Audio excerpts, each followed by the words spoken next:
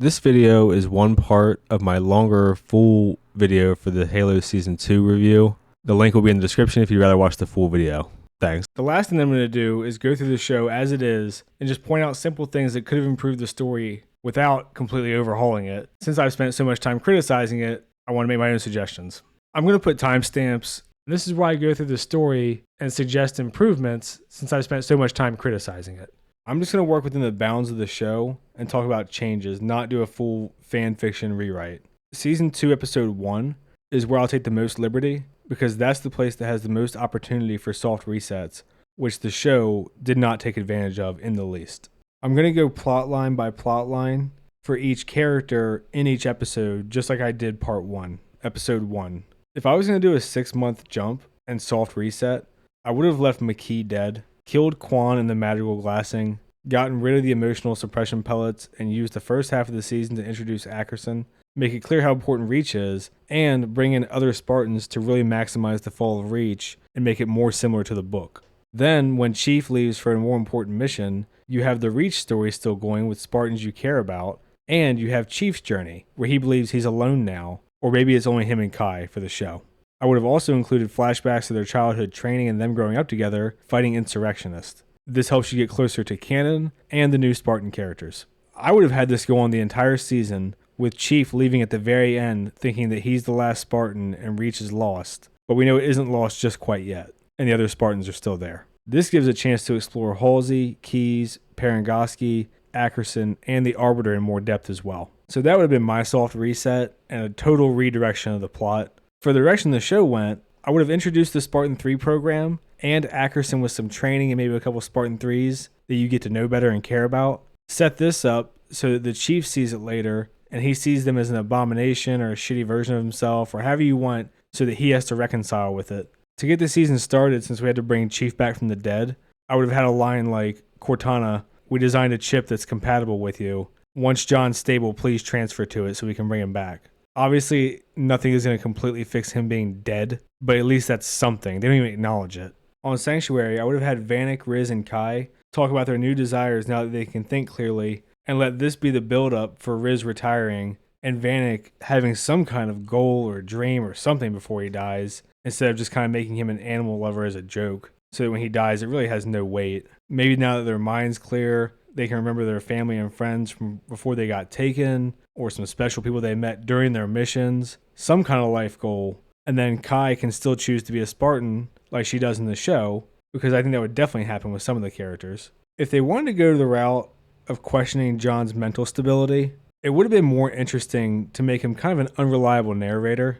Like maybe he hears Cortana's voice a bit, maybe he's a bit confused about whether or not she's there. If they hadn't actually brought Makee back, that could have also played into it, and it would have been interesting whether or not he was really seeing her. They could have also shown his camera feed was out or messed up, and we could try to figure out if he got knocked out by the Covenant, Oni sabotaged it, just faulty. All of this could have made it way more interesting for the angle that they were trying to go, instead of just, we know John is right, and they're lying to him.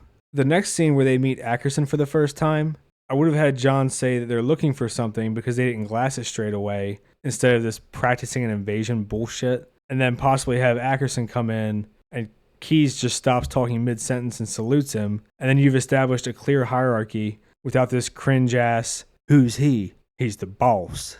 Like, fuck you, it's so lazy. And I like the idea of Chief getting used for propaganda, but nothing in the show ever really comes from it. Like, all we get from it is that John seems a little bit annoyed, and then they use it for the Spartan 3s later on to be like, you can be the next Master Chief. It would have been neat to show a couple fights, like in Halo 2 on the level Metropolis, where the soldiers are like really beaten up and injured and out of breath, and he shows up, and they're like, is that really a Spartan? We're saved. And that's way more impactful than just some hologram propaganda around the military base, which is all the show gives us. If they want to force this Chief missing Cortana thing, they probably should have done the thing where he's having nightmares, and using the nightmares to create flashbacks of them growing closer to try to fix Season 1 to some degree, instead of this weird, he's simping at a digital strip club thing where he's a regular. So that's it for him for Episode 1. I'm going to move on to Ackerson and Parangoski now. The Ackerson and Parangoski gaslight John plotline, I don't think works at all, because we know that he's right, and their ultimate plan is to replace him with kamikazes, which just makes no sense.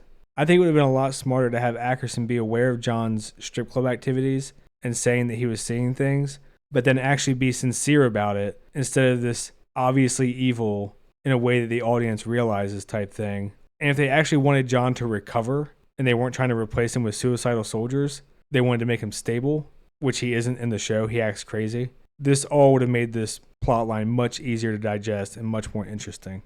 And in case you're wondering if he's actually stable or not, he did try to punch Halsey, and he just yells at his friends/subordinates routinely, and then threatens Ackerson all throughout the first half of the season, and the second half. I think Ackerson reluctantly sidelining Chief also would have made him way more redeemable later, and again makes him way more interesting than having him be cartoonishly evil, but then we're supposed to feel bad for him. A really cool thing they could have done would have been to have Ackerson and Parangosky just sending Silver Team on suicide missions, and even if they don't have the budget to show all of them, they could just show brief flashes, but John just keeps surviving. This would make him a badass, Parangosky and Ackerson not be retarded, and it'd be a nice parallel to the Arbiter. Of course, you would only know that from the games, but still, for the people who know the games, that would make them essentially the same type of person, just on opposite sides of the war. I'm going to move on to Soren for episode 1. His plotline, other than just getting rid of it outright, could have been more interesting if he had built the rubble up into like a stable little society, but had grown bored. But instead, he's collecting indentured servants at an auction, and he's kind of an asshole to his son and wife. They probably should have also had him be more oppressive to Laera to set her on this girl boss path that they wanted to pursue, instead of her just kind of flipping a switch because he fell for a dumb trap. And then last, and also least, I'm going to go to Kwan's plot. Again, other than just axing it, they probably should have had her as enslaved completely, and then shown her fight her way out, so we understand that, hey, she can fight now. They also need to give some kind of explanation for this magical shit. Even if they want to tie it into season 1 and she's having visions and shit, you have to explain something. You can't just throw magic and Quan Wick in whenever it's convenient. They also could have had Madrigal get glassed instead of Sanctuary, and Chief be there, and then he can take her back to Soren. Or Soren hear about Madrigal being glassed and go get her as a favor because they know each other. Not this weird coincidence shit where she just ends up in Kessler's closet like Harry Potter as an indentured servant seeing the future. Man, just lazy. Let's go on to episode 2. I'm going to start with Halsey for episode 2. She's just kind of a drifter. It would have been nice to see how she got caught because she's already outsmarted the UNSC before. And if you want to be really efficient, you could have had Ackerson and Parangosky be the ones to catch her, so we understand that even if they're not smarter than her, they're at least clever enough to catch her with the resources they have. The Ackerson-Halsey dynamic should have focused much more on him creating the Spartan 3s, maybe have him seeking her advice and her not condoning it. They could have their little political struggle between each other, whatever. And maybe even have them both try to moralize like they're the better person. Ackerson has the 3s as volunteers, but she thinks that the Spartan 2s are more important because they're saving humanity. There's all kinds of interesting conversations you could have between them. The whole thing with his sister being in the program just makes no sense, and it makes Ackerson look insane to just keep flash cloning his sister to psychologically torture somebody, especially when you want him to have a redemption arc later. This whole thing really undercuts it. I'm going to move on to Ackerson for episode 2, and he interacts with Kai also. Again, this would have been way more interesting between him and Kai if he actually was trying to help Chief instead of killing him. And I think Kai's setup here of covering for Chief is actually a good one, but then they kind of screw it up later. This could also be where Ackerson shows Kai footage of the Spartan 3s, explains the program to her and the audience, and this shows that he trusts her not to leak the information to anyone, not even John. Like he's slowly working her to his side.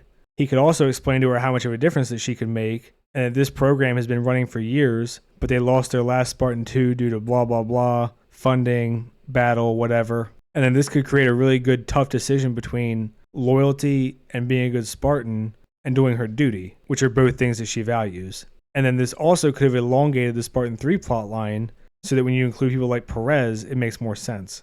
And the fact that you have Kai training them means that the more time she has with them, the better trained they are. It makes more sense. For episode 2 for John, he threatens Ackerson and pretty much just acts unhinged and goes rogue. And not that I wanted to go this route, but again, it would have been way more interesting to see him actually try to go through the hierarchy. Maybe even go to therapy and realize, oh shit, maybe I'm crazy. And you could really play with his mental stability. Instead of just, no, he's right, him going rogue is badass. And this is also where they try to set up the arc of he's more than just the armor, but then they never do anything with it. If in the Fall of Reach later on, He fights really well, kills a lot of Covenant, but Reach just falls anyway because the UNSC gave up on it, not because of anything he did. He's still a highly competent soldier, which he would be.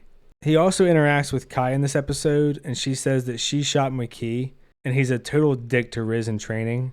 It would have been nice if Kai still believed in him because she's loyal, and also they could have made him push Riz without being an ass. But there's really no need for any of this training shit, because presumably they're always training, they're always on missions. There's no reason for them to go hard. They've been doing this their entire lives. I mean, maybe they could have shown us some Covenant invasions of other planets or something, some kind of strategic preparation.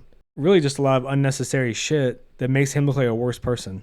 He also just stalks Perez to her house completely inappropriately. It would have made him less weird and been a good start for her character arc if she initiated and reached out to him. And then this would have been like her taking the steps to get over her PTSD. You elongate the time a little bit so she can become a proficient Spartan 3, not just do it in a week.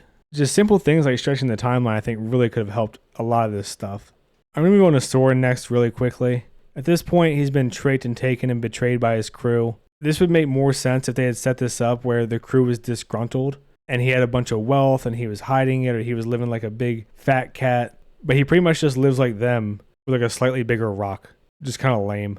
I'm going to move on to Riz really quickly because her arc just sucks so bad. But if you want her to quit being a Spartan, you have to use this time when she's talking to Louise to show her doing other shit. Let her have other goals. She looks down on the blind Spartan, and this could have been a conversation about how she's finally realizing that she misses having a normal life or some kind of thing, like a family or a hobby, just relaxing and enjoying her time, whatever it is. Maybe life's not worth living if all she does is fight and wait until she dies. Some kind of setup. They just do nothing with it.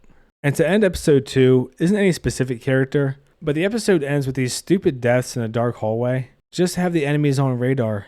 Then they all walk in to investigate, but they don't see anything. We can see the camo shimmering, and then a sword ignites. Cut to black. Done.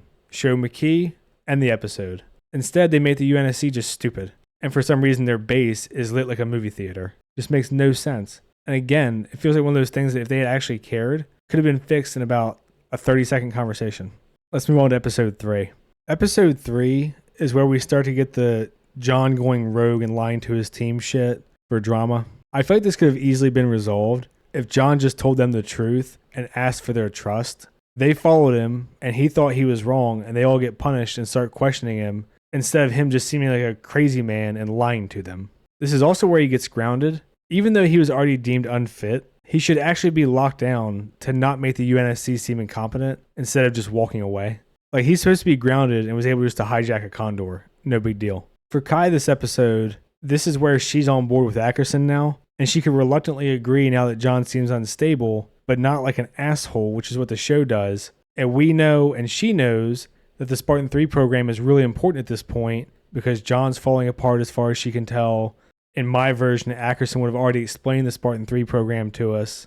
This would have made the whole story much more coherent, instead of them sacrificing coherency for the element of surprise by just tossing them in at the end of episode 5. I'm going to go through Ackerson next because he takes up quite a bit of time in episode 3. This is where we get the scene with his demented dad. This would have been way more impactful if he had been genuine so far instead of evil. Maybe we even see him pleading to get his father brought along instead of just saying he can't bring him. Joseph Morgan is probably the best actor that they have, and they completely wasted him. Cobalt team gets off-screened, another waste, and Keyes tells Ackerson to fuck himself. I think this scene would have made Keyes look so much better if Ackerson tried to order him to abandon Reach, and he gave a simple no sir, handed over his stars and bars, whatever, and then just said I'm staying. Much more appropriate for his character, still respectful, and he's honorable, but now he feels like he's bound by his duty to protect people instead of his duty assigned by the UNSC. I know people like to go fuck yourself, but I actually think it looks bad when you have Ackerson being like, this is a really tough decision, but we're the ones who had to make tough decisions.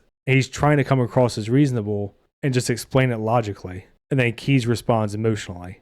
Obviously, the better thing overall would have been for them just to fight for Reach, but that's not the direction they went. Because, the fall of Reach was just unimportant to them, even though they advertised for it the entire season.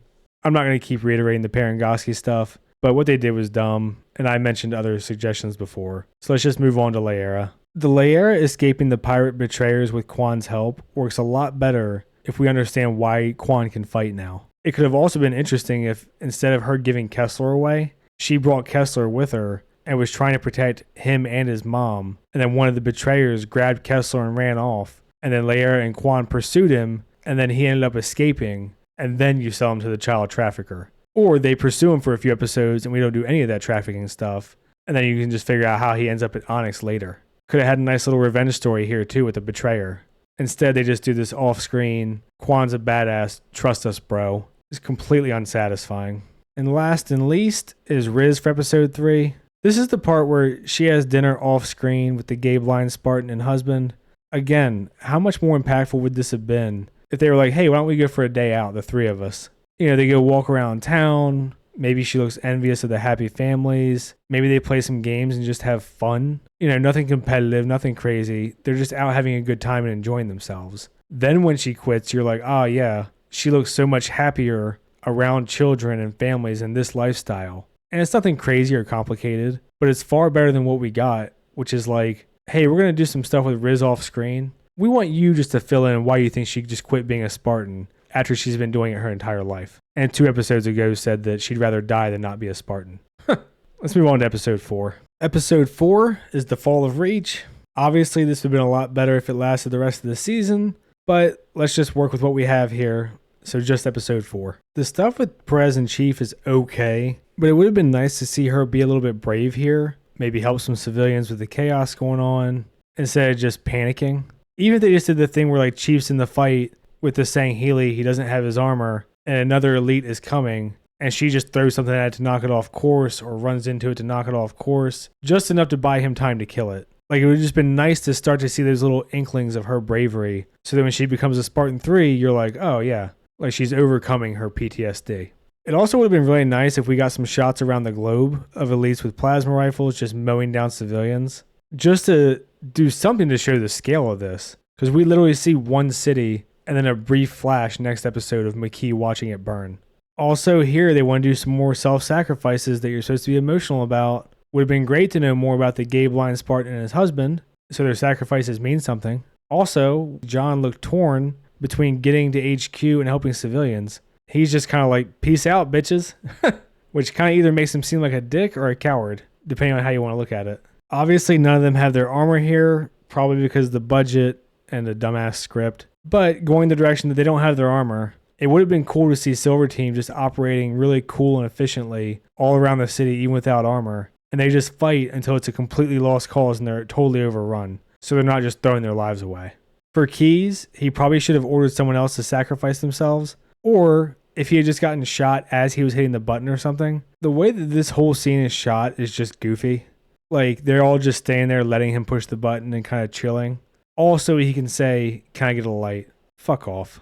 I already mentioned this, but it would have been good to see Perez helping people and being brave and maybe the last one to board the ship type deal. Instead, she just kind of becomes Foehammer. And just these little things would have really helped flesh out her arc. Even if she's taking shots at the Covenant, but they're really poorly aimed because she's on the comms team and not like infantry or something. Like, those are all things that you can set up for later down the line. And then you see her popping off headshots later and you're like, oh, Kai really trained her well. The whole duel between John and the Arbiter, they probably should have had John fight the Arbiter, but clearly be losing. But he can't escape. Obviously, there's nowhere to go. But he shouldn't really be familiar with energy swords and how to fight with them. And the Arbiter is a lifelong expert. And then you can do all the dramatic stuff where everyone's like, John, we need to go. And he's like, no, I'm not going to give up on Reach. It's my home, blah, blah, blah.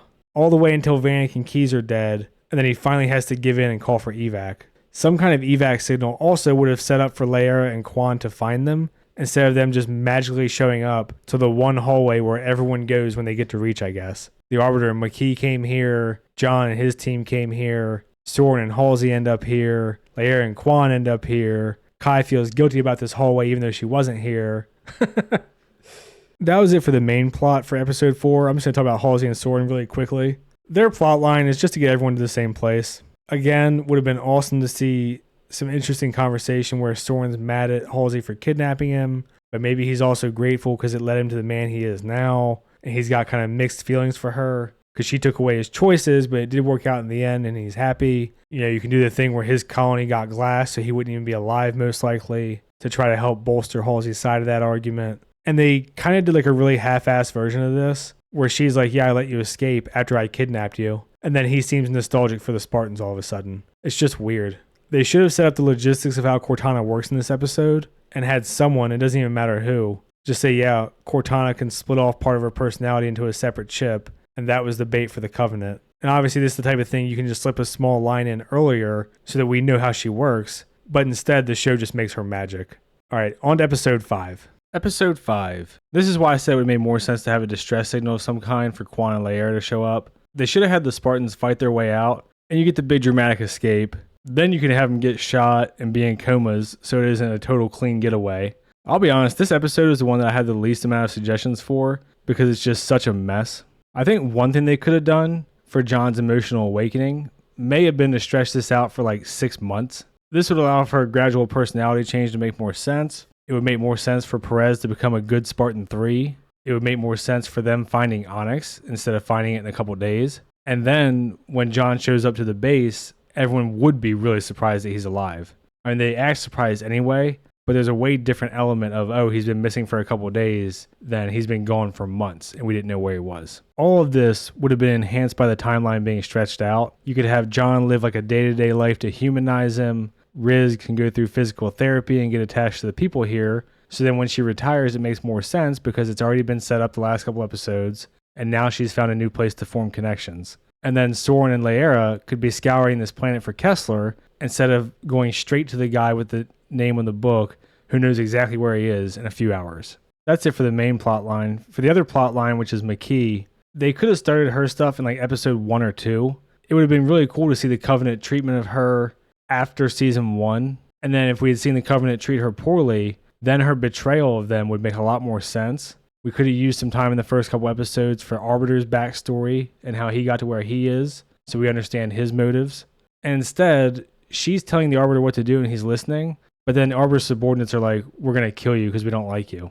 A smart move also would have been for them to be like, oh, we found another Blessed One who's willing to cooperate. Now she really is under threat if she doesn't get results, instead of them threatening her when they need her. And as far as we know, she's the only one they have. Because what they need is a Blessed One, which is 1 in a billion, and a Blessed One who will work with them and not just kill themselves or something. They really could have done quite a bit with this side of the story and made it really interesting and given the audience a lot more insight into the Covenant. That's what Halo 2 did for the gamers. For the show-only people, they don't really get that insight. So they really should have maximized their efficiency here and used their time a lot more wisely to show us both sides of this conflict and make us care about the other characters too. This episode ends with the Spartan 3s getting revealed, but I've already mentioned my fixes for that, and they would have started in episode 1. So let's just get in episode 6. For episode 6, I'm going to start with Perez. I already mentioned stretching the timeline. I'm not sure if I can think of another fix beyond starting her arc earlier, but no matter what, this entire season is compressed into like a 1-month window, if even that. So it's really hard to have her arc with the story structure the way it is right now.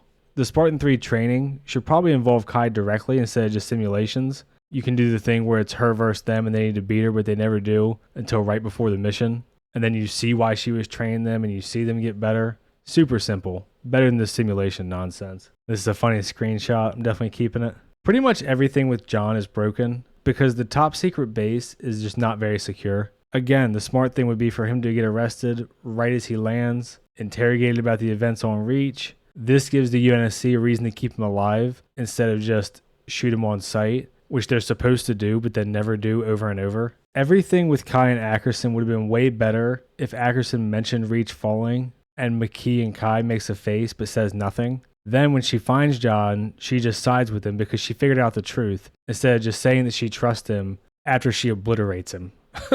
The Cortana John time would have been so much better if we'd seen more of his emotional distress without her. Like the nightmares that I mentioned, or since she can do anything, just have her reach out to him secretly and they form a connection in private. This way, when they reunite, you have that moment where you're like, finally. If you only watch the show, he hated her in season 1 and they haven't interacted for 3/4 of season 2. There's no earning the payoff that they want here, where they want you to be relieved that they're back together or excited or whatever.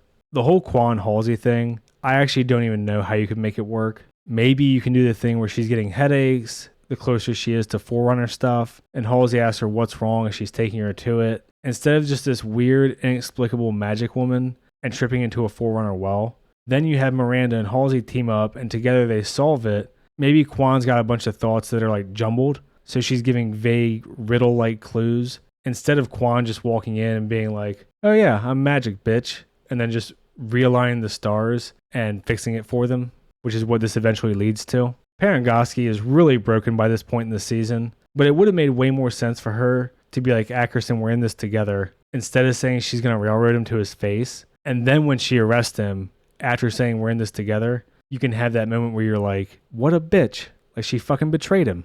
Instead, she's like, Ackerson, if this fails, I will betray you. So then he's like, oh, okay. I guess I should betray you then. I feel like a lot of simple corrections like this could make the show be at least okay instead of dog shit. Soren and Laera, this is another one that I think is really tough to fix because they just walk into an Oni facility unhindered. What they probably should have done is shown Kessler trying to sneak away a few times, and then you have Soren get here and be like, oh, if I was Kessler, I would try to escape like this. And then they just happen to meet up. Still kind of bullshit, but at least that's something where they're both thinking like escape artists and their father and son, so you can have a little bit of justification for it instead of just strolling into the top secret Spartan 3 program. I'm actually okay with the Arbiter and McKee part in this one. He says screw the prophets and then trust in her.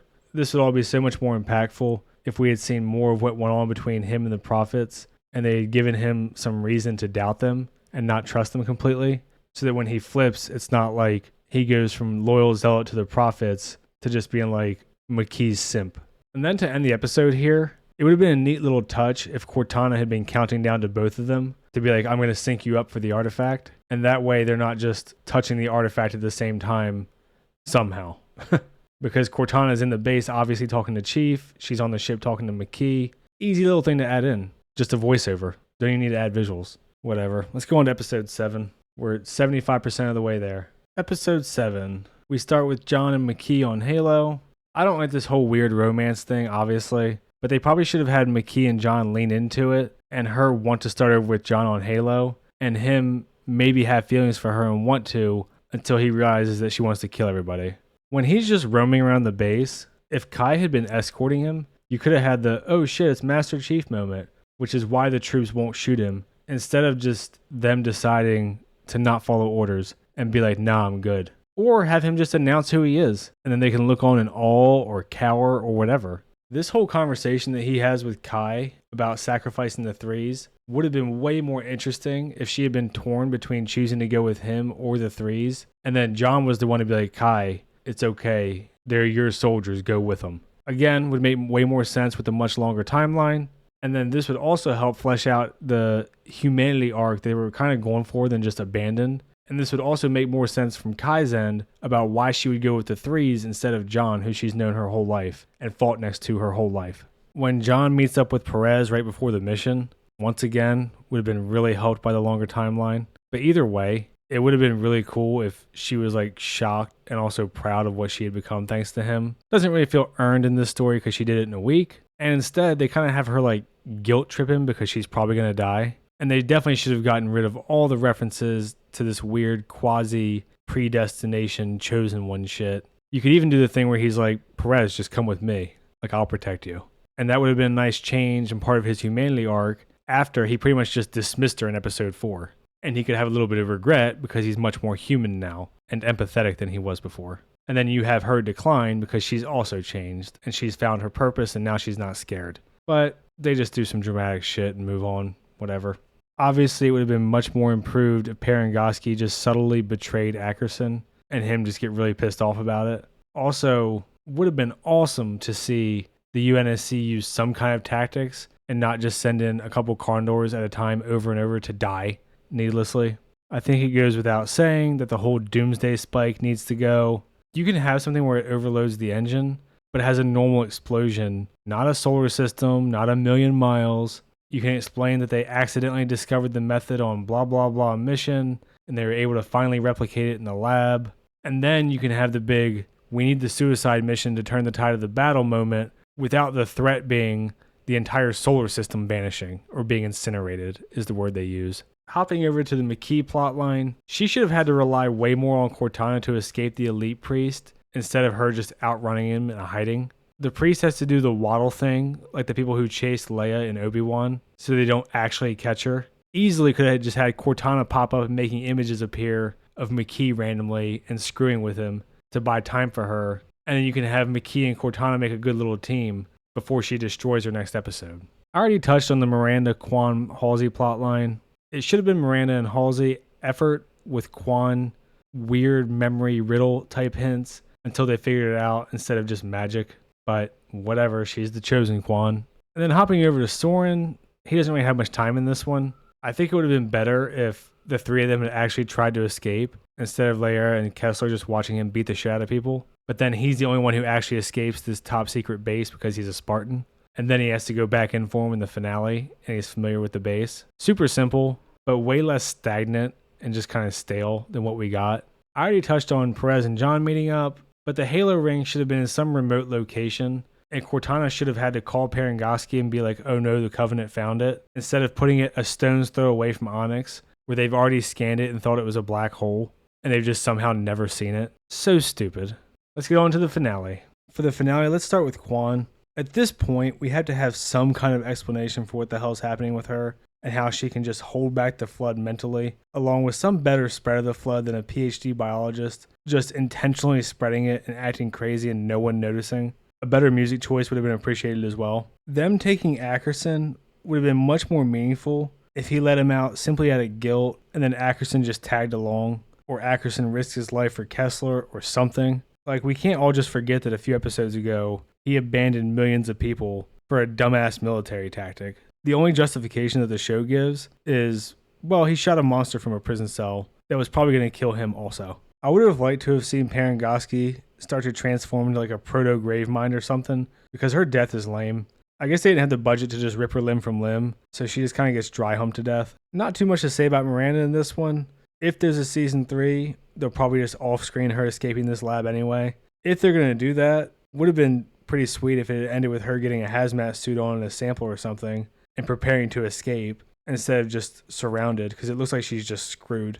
They really should have had a clear mechanism of the flood spreading, and also why certain people got it and why certain people didn't. From the show, it looks like it could be spores or bites or touch or the infection forms. Who knows? This is also needed to understand why only the main characters didn't get affected. There's no explanation, so it's like, oh, they're just wearing plot armor. The Kai and Perez stuff is mostly fine, but Kai probably should have had all the Spartan 3s flee and then use the spike. I know they can't because they made a stupid doomsday device that would incinerate the entire system and Halo, but a more sensible spike also would have helped this. Obviously, now they're going to use it to blow up Halo in Season 3 if it happens. And then Perez kind of has no conclusion either way, which is just lame. Like, she sees Kai explode and then is like, huh, and that's it.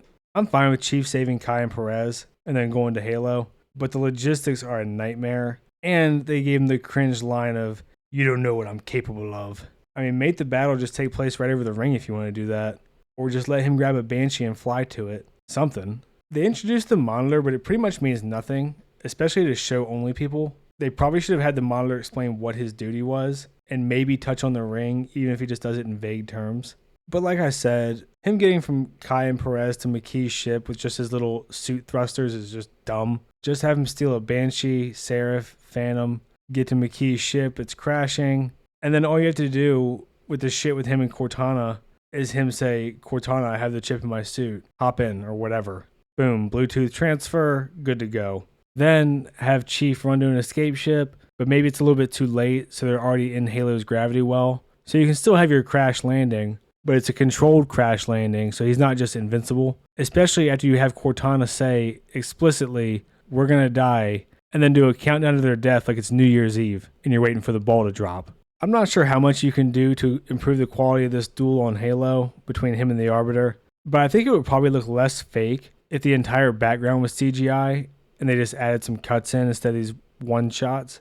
They also should have taken out the really stupid stuff, like the Arbiter letting him live. You can see in the screen right here, he throws aside his sword so that he can punch his helmet over and over instead of just stabbing him. It should have really just been a struggle to the death. It would have been way different, but it might have been better to have Chief use an assault rifle or like a pistol sword combo. He's a human. He shouldn't be able to win the sword duel between him and the Arbiter, and then him punching Arby to death is just lame. You also can't have Makee just openly saying, I'm going to activate Halo and kill everyone and destroy everything. And then Chief just letting her walk away. It's insane. She either needs to be vague about her goals, or what Halo does needs to be unclear. Or he needs to like cut her down as she turns around, which would have been hardcore and pretty awesome actually. I think the cliffhanger that I would have ended on would have been the Covenant showing up instead of the UNSC. And that gives you this, oh shit, John's completely alone on Halo at this moment. They do a flash forward, obviously. I doubt it has any real meaning because they can just soft retcon it again. And that's it for Halo Season 2. Comment your thoughts on the show below, maybe on the video as well. I do my best to respond to everything that's not an insult. Like and subscribe and all that. Thanks. See ya.